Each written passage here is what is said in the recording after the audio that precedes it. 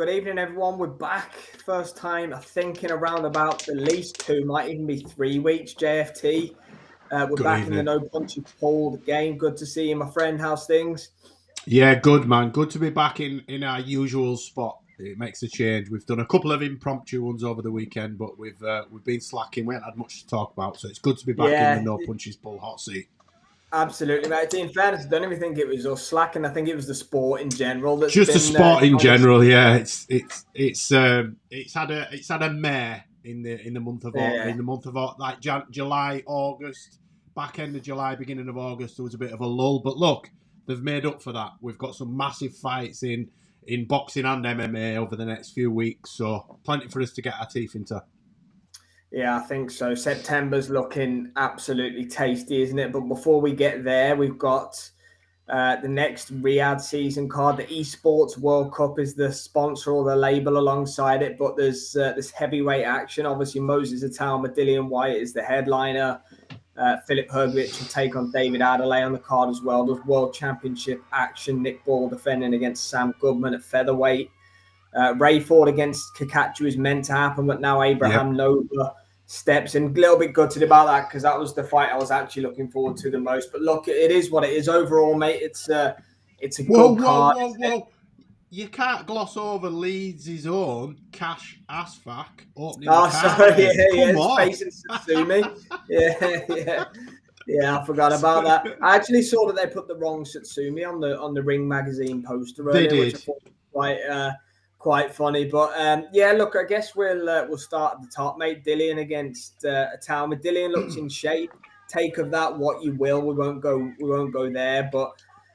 What are your? I mean, obviously we'll do predictions and everything like that a bit later in the week. But what are your thoughts on it? Because the general consensus seems to be Moses will be too young, too sharp. His 17 years age gap in the fight. Obviously, Dillian's looked like he's seen better days over his last couple of performances. But the longer it's getting towards, the closer we're getting towards fight night. I'm seeing people go, oh, Dillian's in shape, or, Moses has never been cracked on the chin and he's never been into deep waters. I mean, naturally that happens, doesn't it? People get sucked into the hype pre-fight. But what's your overriding thoughts on it? Big up, Jams. Thanks for joining us, mate, in Red Corner Boxing. Hope you're well. Good evening, Jams. Good evening, my brother. Look, you know where I stood in terms of who I picked to win this fight from the minute the fight was made. I've not been caught up in any of and I'm not saying you meant myself, but I've seen what you mean, and I've just watched the sort of the face-off. I picked Dillian Whyte to win this fight from its inception, and I got mocked, and I've been laughed, and I've been called out. But the reason being, right, and Dillian Whyte pretty much said what I'd said, right? So Ade Oladipo, who I saw that. He's given him some stick, hasn't he? I saw it. I've never seen a black man turn white in my life until tonight. Ade went a shade of grey when Dillian stood up. He really shit himself. But look, he's done what everybody else has done. They've called Dillian the old man, and it's the passing of the torch. And they're jumping on the brand bandwagon, so to speak. It's about pushing the brand, right? But Dillian Whyte said something that I said. Everyone said how great he looks and how bad he'd looked in his previous fights. And he said what I'd said. He knows what condition he needs to turn up in to win a fight. And ultimately, regardless of the state of the performances, he got the W's in those fights where we said he looked awful, he looked fat, he looked disinterested, because he was. These were fights that he didn't. Do you think he gets out of bed chomping at the bit to fight Ebenezer Tete? No, nobody does, right? It's not a name he wants. In Gibraltar. Jermaine Franklin, right? No one had ever heard of that guy. Christian Hammer in a hotel in Ireland. So none of these fights did it for Dillian, right? Now, Dillian Whyte, he's been seen as cannon fodder. He's being fed to a young up-and-comer that's going to walk through him. He's walked through everybody else other than the two that he didn't walk through, by the way, that everybody seems to gloss over. You know what I mean? He's 12-0, but he's got 10 knockouts. Two of the guys in successive fights took him the distance. Yes, they were 4-rounders. I get that. But they took him rounds. And thankfully, Dillian has trained properly for this fight. He's gone away to his camp in Portugal. He's been sparring the likes of Ty Mitchell, who's a fast, hard-hitting, unorthodox southpaw. Dillian Whyte's turned up for this fight. I'm not saying Dillian can just walk through Moses, but this is Moses' first test. We will see just how good he is. He might detonate on Dillian within 30 seconds and leave him unconscious, and everybody's being proved right. I, on the other hand, don't believe it's going to be as easy as that. Even though I've picked Dillian, I also see ways that Moses can win this fight, and not just by getting it over and done with early, because he's meant to have a really good boxing brain. He's meant to study game, and he can actually box, decent amateur pedigree. We've got ourselves a fight. I was disinterested when this fight was made because I thought... yeah, me too. As it's got closer, I'm chomping at the bit. I never really had watched no the face boxing, mate. We've had nothing, so of course we're kind of getting... We haven't, something. but he's leaning right into the narrative, so he barely would answer any of Ade's questions tonight. We kept saying, you're the expert, you guys know what's going to happen, you tell me what's going to happen. He's leaning into this, being written off. You don't need to hear from me. Let the young man speak. You know, I'm an old wolf, he said. I like it, mate, to be fair. I do. I like He's focused. He's focused. We've not seen this cold, calculated focus, Dillian Whyte, for years. He froze in the Tyson Fury fight. He completely froze. Went into his shell. And we want this Dillian Whyte. There's a bit of spite. There was no needle as such directed towards Moses, but in general, at the scenario, the situation, he's got a chip on his shoulder, hasn't he? And that is the Dillian Whyte that look at when he fought the likes of Joshua. He had the biggest chip on his shoulder because Joshua was the golden boy. I've not had any sponsorship. I didn't go to the Olympics. I've had the shit end of the stick. He's getting that now. I'm the old man being brought in here as opponent. I'm past the hill. Dillian Whyte's got a son that's 3 or 4 years older than Moses, for God's sake. I think Moses was 6 years old when Dillian... Mate, he was only 11 when Joshua and Whyte fought at bloody Wembley Arena or O2 Arena or wherever the box. So I'm really excited for this fight, and I think Dillian Whyte is going to give a better account of himself than 90% of the public feel that he will. It's not a foregone conclusion. I'd be very surprised.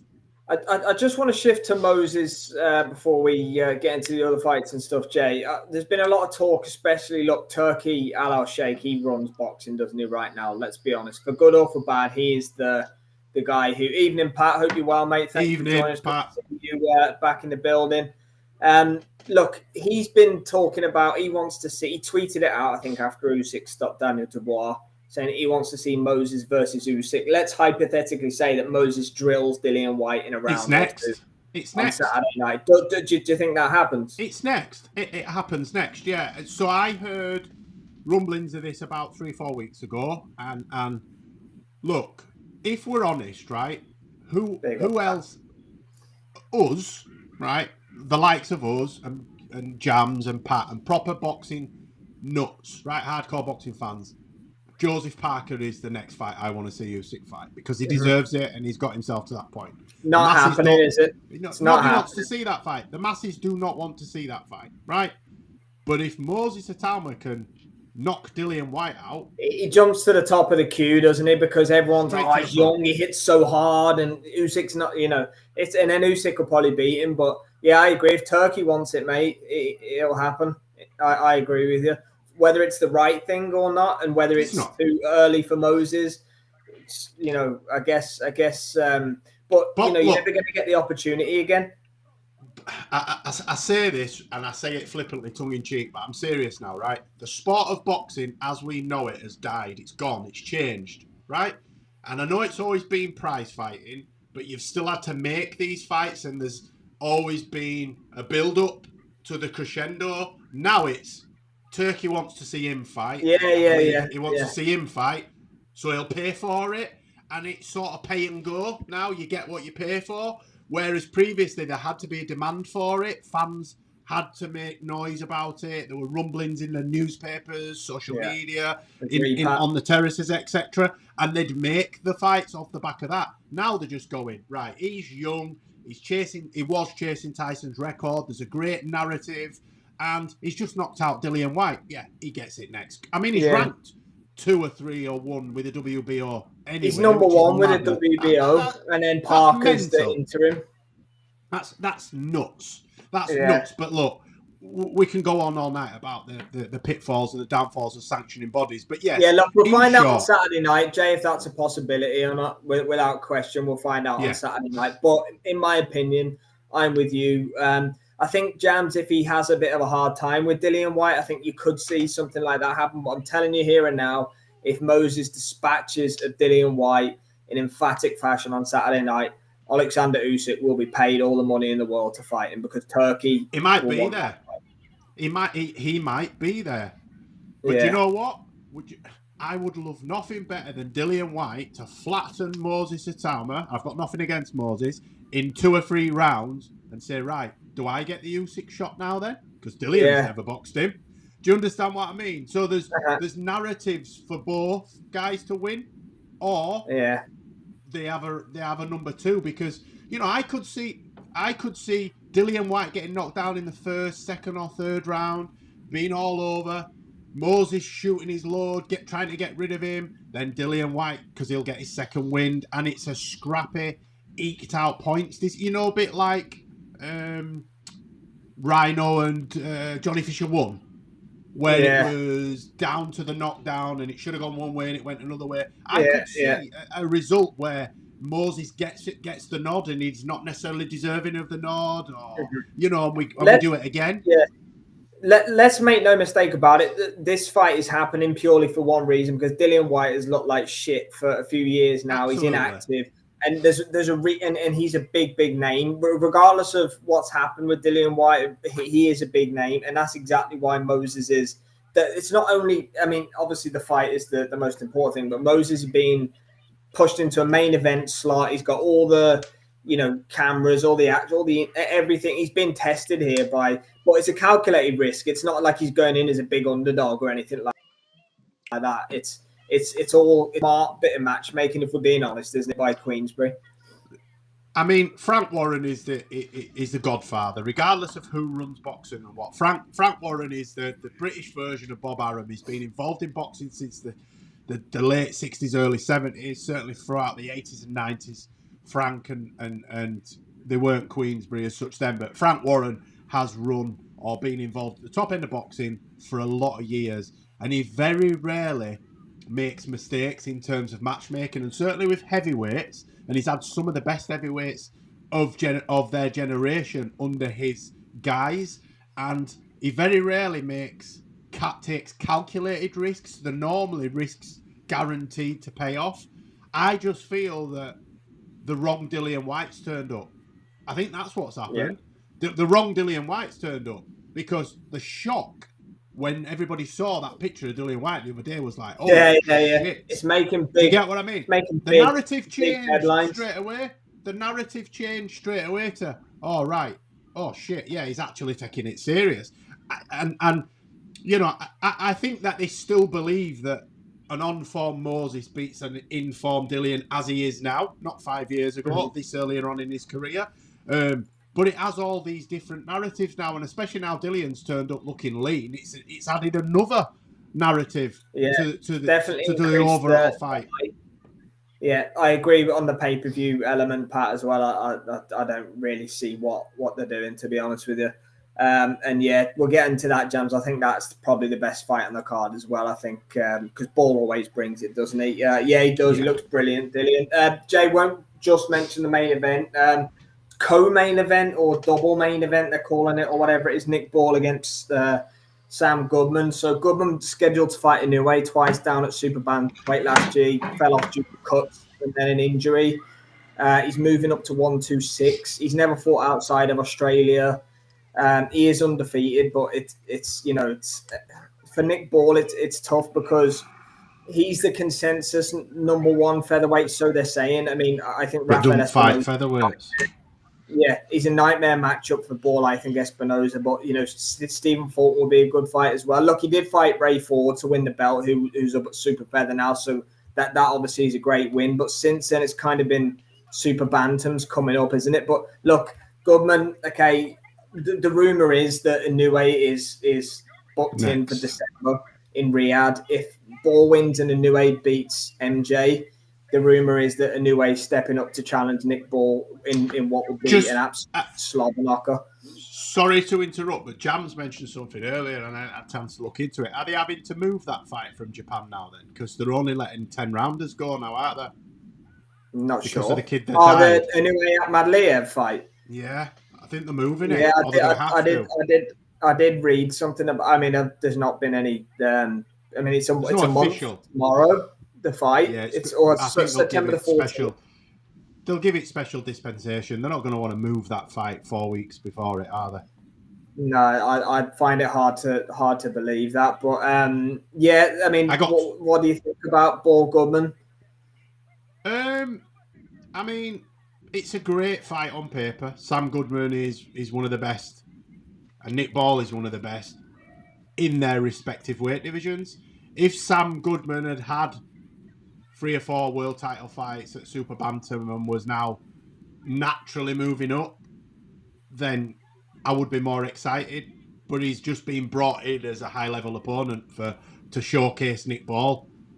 You know, I'm sick of seeing Nick Ball fight anybody but the other champions, or certainly mandatories within his division, that he is the champion and should be unified or should be a double belt holder, you know, irrespective of what we believe happened in that fight. I'll watch it and I'm excited for it, but it's not the fights I want to see him in.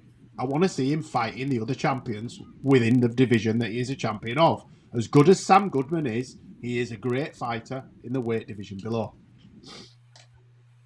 Yeah, look, either that or Inoue, and the rumor is that Inoue is locked in for December. So if that is the case, there you go, Jam. So it might move to Riyadh then. It's interesting. I got 20-1 by the way on Dillian Whyte points, Jams. Just going back to you. Jesus, that's incredible. It's a Riyadh card. It's a Riyadh card. Well, it's a ring. I don't know. Is it ring? No, sorry, it's TKO, isn't it? Canelo Crawford. Yeah. Look, I don't know. Anyway, yeah. Look, I think Ball, you know, will go in as a heavy favourite to get the job done, and it'll be a good fight because Ball takes shots. We know he does. He always is in good fights, and we'll probably be sitting on the edge of our seat wincing about what's going in because it'll be fought in a phone box. Yeah. Well, we'll try and make Goodman fight that way. It'll be. I'm not that bad, am I? It'll be a fun fight. Nick Ball does that way. They'll probably move all 12 rounds to fights in other places. Yeah, I agree with that, Pat, 100%. Yeah. Adley Hrgovic, Jay? The fight no one called for ever. Look, they've the most random fight of the year. It's mental. And look, I think that Hrgovic is 2 or 3 levels above Adley. I don't think Adley has done anything to sort of warrant a fight of this level. I mean, he was, you know, struggling against TKV. You know, whether he got the knockout or not, it was controversial. It was. I think we had him losing every round up to the point of him getting the stoppage. But if Hrgovic turns up, then Hrgovic should, in theory, have too much skill for Adley. Because Adley relies too much on his power and he doesn't have the attributes to fight the Adam Booth style with the low jab, throwing it from the hip and then countering over the top fast. That's not how Adley fights. He's a straight stand-up fighter. So I'm intrigued by it because I'm more intrigued to see what Hrgovic turns up. Is it the Hrgovic of old or is it the Hrgovic who is looking to the referee, complaining a lot, moaning, bitching, all that kind of thing. So, as Jams has said there, Adley, if he puts it on him and Hrgovic has got anything like he didn't have previously, then he could fold.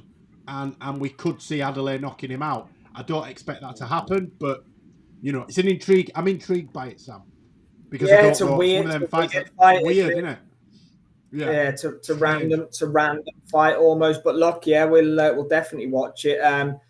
Abraham Nova challenging Ray Ford as well. Then you've got Ashfaq against Satsumi. I think that's going to kick off the card. Yeah. Quick, a few things to gloss over, mate, before we wrap because it's very, very warm this evening. We won't be on for too long. But Sam Jones has signed Daniel Dubois to managerial deals. We've been reading today. What do you think? I mean, look, Sam gets where water can. I don't get it. I don't think Daniel's of a level now. Does he need Sam? I mean, I don't get what. And I'm not having a dig at Sam. Is his dad going to listen to Sam Jones? That's the thing. That's what I'm saying. Does he need Sam Jones, or is this Daniel pulling away from his dad? Is he doing what Caroline did, and maybe move out? You know, move down the street. Is he cutting ties with his dad? Because as far as I was aware, his dad dealt with all of that management, agent, the lot. I just don't see what Sam does for him. If it is just to pull him away from his dad and have a separate manager, then fantastic. But in terms of his brand, I think Daniel's done enough to get the fights, irrespective of who his management are in terms of negotiating. Yeah. Daniel could pretty much negotiate with himself. Give him a piece of paper and a crayon. He'll write a number on it, put some zeros on it, and pay him. Do you get what I mean? So it's a good move for Sam. I'd have thought the Warrens would have managed him like they do where Francis manages Moses Itauma. But look, I mean, I thought it was weird because I remember the build-up for Joe Joyce against Daniel Dubois and how vocal Sam was about. But look, the sport moves on. And to be fair to Sam Jones... Look, for Sam to come back from the Progress... that's nothing. Yeah, that's this is no man. Sam's the Teflon Don, so good luck to him. Stop going on TalkSport, Sam. I'm fucking sick of hearing your voice on my road trips, but no, well done, man. Good luck to him. It's a strange one. I don't know where it's going. I think it could be a move of Daniel moving away from sort of his dad. Not in a fallout, but look, Dad, let me deal with my career now. You've got me to this point. I want to go in a different direction. So, good luck. I hope it works. Yeah, definitely. Sam Jones, DDD manager, good move, but he also needs to try and find what level. Yeah. Look, I actually don't think it's the worst move in the world because Sam will definitely pitch his guy's corner. That's one thing you can say about him. I did see his old mate Billy Nelson say that he's the new party organizer, which I found quite amusing earlier actually on X. Billy was going to always be there for something, wasn't he? Yeah. Anything else going on in the world of? I'll tell you what, mate. Andreas OG Ward going out. You took it from me. He said he's the only guy who come out of retirement for. I thought we were going to see Ward. He's called him out for years, Why? Ward's too small. No. And listen, Ward's one of my all-time favourite. He was at 168 at the end, and he needed 175 at the end, but he beat Carl Froch at 160. He's a super middle light heavyweight. AJ's 17. Sorry, AJ's a big heavyweight. 240, 250 pounds lean. As going back to my initial statement when we opened, boxing as we know it is dead now. It's about making these fights now because Jake in Paul, a Joshua Ward. Honestly, I would rather see the Disney kid take on Joshua because he's bigger. Yes. And I'd want to see him get filled in. I don't think, to be fair, Ward could beat Joshua. He'd just stay away from him for 12 rounds. He's not going to let Anthony Joshua trap him, but it's just ridiculous now. It's becoming comical. Absolutely comical. But like you said, boxing's turned into the Wild West now, hasn't it, mate? It's not... It's one of them things now where there's a new headline every day and none of it surprises you. It all ties in with the misfits and all that jazz going on. But look, listen, as much as I lambast it, I'm 50. If anybody wants it, get in touch. Get JFT on them books. I saw AJ, Frank Smith and AJ's manager were in France discussing a Tony Yoka fight as well. I've no interest in that either. I think I'd rather see Jake Paul fight Joshua than Tony Yoka, to be honest. I've never been impressed with Tony Yoka. Tony Yoka should be the Olympic silver medalist, let's be real. Yeah, he robbed Joe Joyce blind. They had a narrative. I think his missus won the gold. So they had a narrative. He was not going to lose that gold medal match. Joe Joyce robbed him blind. Got shafted out of a gold medal. And he has proved not to be as good as what the hype said, right? He's not as good as what everybody... said. So Joshua will walk through Tony Yoka. As bad as Joshua's looked recently, he'll walk through him. I would love to see Anthony Joshua. Yeah, saw that, Pat. Either Big Baby, smash his head in. Wilder, or Fury. They're the only fights I want to see. So another mouthpiece at the other side. I don't want to see him fighting the likes of Yoker or Jake Paul or good evening, Håkan. Evening, Håkan. Hope you're well, mate. Yeah. No, I'm completely with you on that. But look, let's be real. Joshua's next fight is not going to be made through it being the best fight for boxing. It'll be the best fight to make the most money, to get the most eyes, which is why commercial transaction. The next AJ fight. And that is the only reason they are talking about Jake Paul. Yeah, to see what kind of traction it gets. I'd rather see Carl Froch fight Jake Paul. Yeah, that's the one. More realistic fight. Yeah, the Cobra against Jake Paul. Yeah, I agree with that. 100%. Absolutely. Right, we'll leave it there for tonight, mate. Always been a pleasure, Jay. We'll get some predictions out later in the week, and of course, a big night on Saturday night for both boxing and UFC. The lads joining us, Håkan, Pat, Jams, big up as always to cheers, guys. The Boxing X community. Thanks for being with us, guys, and we'll see you next time.